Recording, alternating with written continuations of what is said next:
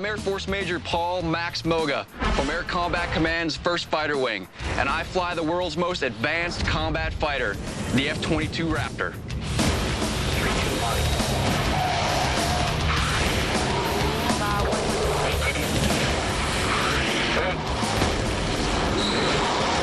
As the host of Showdown Air Combat, I'm going to take you to a place few people have ever been before. Right into the cockpit as we relive some of the most compelling dogfights of all time. In fact, I'll be flying in a chase plane to describe the action as we reconstruct these epic duels with restored versions of the classic warbirds that fought them. We'll also analyze the remarkable technical features, examine the groundbreaking tactics, and get to know the extraordinary pilots who flew these planes on the original missions. It will be an incredible journey, and I'm going to be your guide every step of the way. Welcome to Showdown Air Combat.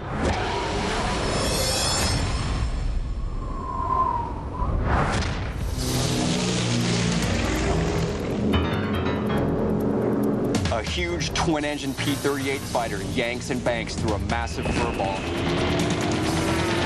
At the controls is a young pilot named Richard Bong. He's flying against the legendary Japanese Zero. But this is Bong's very first dogfight, and so far, he's whiffed on every shot he's taken against the nimble enemy fighters. Suddenly, a Zero parks right on his 6, ready to fire. It looks like this could be the end of the road for young Mr. Bong. Speed and maneuverability are two of the most important features in a combat fighter. The Japanese Zero had both, making it the deadliest plane in the Pacific theater during the early months of World War II. But with the right pilots and tactics, sometimes a fighter that's lacking one of these qualities can be just as effective. That was the case with the Lockheed P-38 Lightning. A huge twin-engine machine, the Lightning was as fast as its name implies. But it still faced some tactical challenges against the Zero. For one thing, it wasn't nearly as agile as the Japanese fighter. Even so, the P-38 was credited with shooting down over 1,800 Japanese aircraft, and more than 100 of its pilots became aces. In fact, the top U.S. aces of the entire war flew Lightnings. One of them was Richard I. Bong. In December 1942, however, Bong was just a raw rookie. Although he'd flown several patrol missions, he'd never faced the enemy in combat, let alone scored a victory. But on December 27th, all of that was about to change. By late 1942, the U.S. victory at the Battle of Midway has stopped the Japanese campaign of conquest in the Central Pacific dead in its tracks. But in the South Pacific, Japanese forces are tenaciously holding on to their gains and looking for more. The Japanese held about 3/4 of New Guinea and were a threat to Australia, and were sending over escorts and bombers to bomb Darwin and other targets there at that time. The mainstay of Japanese fighter forces in this campaign is the Mitsubishi Zero, which equips the Japanese Navy. Fast, maneuverable, and well-armed, the Zeros are flown by an elite cadre of well-trained pilots. At that time, the Japanese pilots were still largely veterans of their earlier campaigns in the Philippines and Java and elsewhere, so they were very experienced. The Japanese Navy pilots were considered to be far superior than the Army pilots, but still they were in sufficient numbers that they were going to be a real threat. In November 1942, the U.S. Navy's frontline fighter is still the rugged but slow and sluggish F-4F Wildcat, which is having trouble battling the Zero. In the South Pacific, the planes are different, but the problem is the same. This part of the theater is under the command of the U.S. Army, led by General Douglas MacArthur. The fighter corps of his 5th Air Force consists of a mixed bag of P-39 Air Cobras and P-40 Warhawks, neither one of which is a match for the Zero. However, a new fighter is coming off American assembly lines in growing numbers, one that 5th Air Force Commander General George Kenney believes will be the key to winning air superiority away from the Zero. That fighter is the Lockheed P-38 Lightning. Unfortunately, General Kenney has a problem.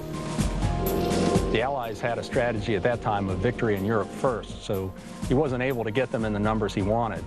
It was about December of 1942 that they started coming in numbers enough that he could put them into combat.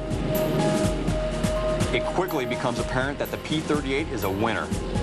In the Pacific theater, it was perfect, ideal for its range over the vast expanses of water, and also having two engines rather than one in case something were to happen to one of the engines. The Lightning's other big advantage is its tremendous firepower. The P-38 had a high concentration of firepower in the center nacelle, the pilot's cockpit, if you will. Because of the twin booms and the center nacelle, they were able to put the 4 machine guns, 50 calibers, in the nose along with a 20 millimeter. So when the P-38 fired, it was not shooting from guns in the wings, which had to converge on its target. It was just a straight stream of power. Compared to the Japanese Zero, the Lightning is a huge improvement over earlier Army Air Corps fighters. The P-38 could outspeed, outdive, outclimb, and outgun the Zero. But there's one area where the big P-38 is still outclassed by the Japanese fighter. It was at a big disadvantage in dogfighting, especially at low altitudes. The general rule was the same as it had always been at that point, and that is, don't dogfight a Zero. As luck would have it, one of the few P-38 drivers who's a good enough stick to even think about dogfighting a Zero arrives in the South Pacific at about the same time as the Lightning. His name is Richard Ira Bong. If there's ever a pilot who was born to fly the P-38, Richard Bong's the guy. Unlike a lot of others that didn't share his flying ability, Bong really enjoyed the P-38 for a couple of reasons. Obviously, it was a very formidable weapon system, but he also liked the twin engines.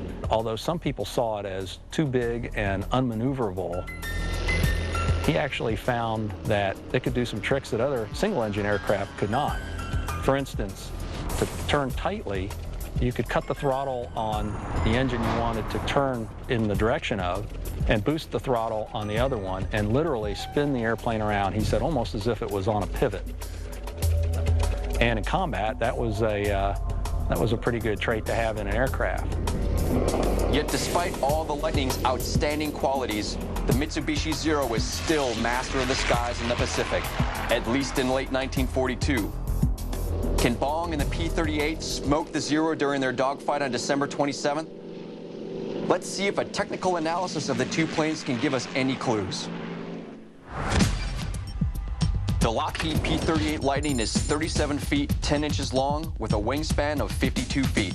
Its twin turbocharged Allison V12 engines each produce 1,600 horsepower, giving it a top speed of 414 miles per hour and a service ceiling of 44,000 feet. The Mitsubishi A6M Zero is about 29 feet 9 inches long with a span of 39 feet 4 inches. The Nakajima Sake 12 radial engine generates 950 horsepower, giving it a top speed of 331 miles per hour and a ceiling of 33,000 feet. Now let's eyeball the real aircraft, up close and personal. So here we are, with the P-38 Lightning and the Japanese Zero, two of the great fighter planes of World War II. You could tell just by looking at them that they're very different airframes. Even though they were designed for different purposes initially, they did have one thing in common. In the hands of a skilled pilot, they became deadly fighting machines. As a pilot who's seen combat, I can't wait to see what's in the cockpits of our two adversaries. Okay, the Lockheed P-38 Lightning.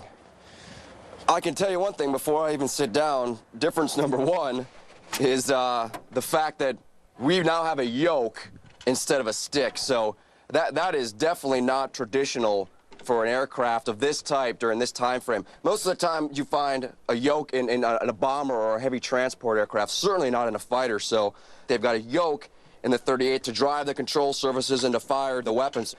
You know, the other thing that's a little bit different about the cockpit is that we have two engines, so we have to have double the amount of controls and gauges to control them and to monitor them. So, you know, you've got a couple of throttles over here, a couple of mixture valves.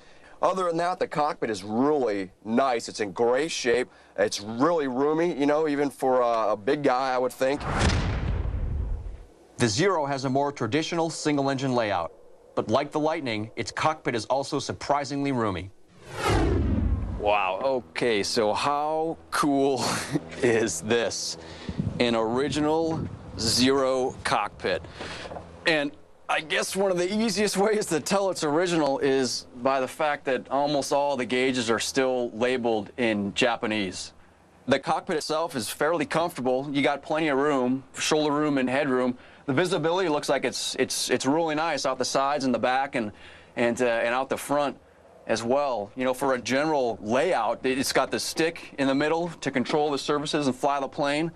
And then the throttle's over here on the left. Now, there's something a little bit different on the throttle, which is the fact that in normal U.S. planes, you shoot the machine guns and the cannons with a trigger on the stick. But in the Zero, they fired it from over here on the throttle with their left hand, and you could cycle between the machine gun and the cannon with your thumb, and then you actually pull the paddle, and that fires the weapon. And before you can fire them, I guess you'd actually reach up in front here and grab the levers to the machine guns and pull them back and actually cock the weapons from inside the cockpit. So that's just amazing.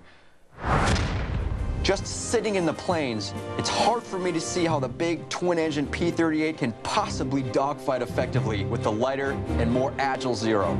But that's just what Richard Bong will attempt, and in his very first combat flight. How can he do it? Maybe we'll get some answers by taking a closer look at the technical features of these two classic fighters.